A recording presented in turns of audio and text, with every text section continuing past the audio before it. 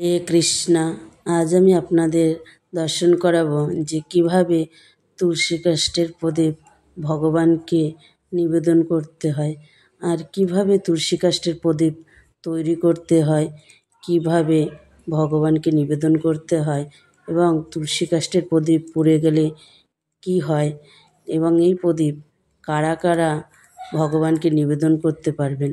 তো সবার আগে স্নান করে শুদ্ধ বস্ত্র পরিধান করে তারপরে আচমন করে গঙ্গা জলের ছিটে দিয়ে নিতে হবে। আর তুলসী কাষ্ঠকে ভালো করে কিন্তু ধুয়ে পরিষ্কার করে নিতে হবে। তারপরে মেডিসিনের দোকানে যে তুলো পাওয়া যায় সেই তুলো নিয়ে আসতে হবে। সেই তুলো দিয়ে সুন্দর করে আমি আপনাদের দর্শন করাচ্ছি, আপনারা দর্শন করুন যে কিভাবে আমি সেই প্রদীপ তৈরি করছি। আর ঘিয়ের সঙ্গে কর্পূর মিশিয়ে কিন্তু ওই প্রদীপ তৈরি করতে হবে। আর কারা কারা এই প্রদীপ দান করতে পারবেন ভগবানকে, যারা প্রসাদভোজী কৃষ্ণ প্রসাদ পান তারাই এই প্রদীপ দান করতে পারবেন। আর যারা সারা বছরই আমিষ আহার করেন কিন্তু এই 1 মাস নিরামিষ আহার করেন এবং ভগবানকে ভোগ লাগিয়ে প্রসাদ পান, তারা এই প্রদীপ কিন্তু ভগবানকে নিবেদন করতে পারবেন। আর যারা নিরামিষ আহার না করেন, ভগবানের প্রসাদ আহার না করেন, আমিষ আহার করেন, তারা আপনারা এই মাটির প্রদীপে কলার খোলে এবং এমনি পিতলের প্রদীপেও ঘি দিয়ে কর্পূর দিয়ে ভগবানকে এই প্রদীপ নিবেদন করতে পারবেন।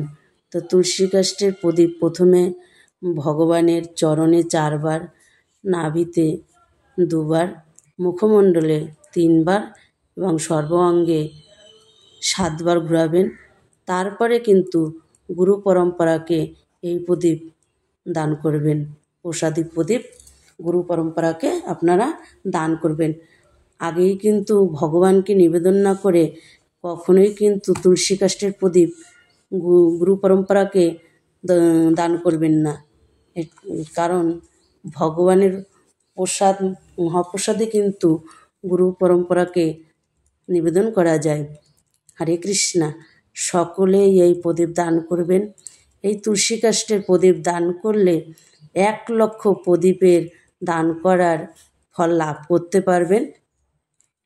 আর সকলেই এই প্রদীপ দান করবেন ভগবানের উদ্দেশ্যে। এই দামোদর মাস, কার্তিক মাস এবং পুরুষোত্তম মাস ভগবানের অত্যন্ত প্রিয় মাস, তাই সকলেই দান করবেন। মাটির প্রদীপ দান করলে একটি প্রদীপে 1000 প্রদীপের ফল লাভ হয়, আর তুলসী কাষ্ঠের প্রদীপে 1 লক্ষ প্রদীপ দানের ফল লাভ হয়।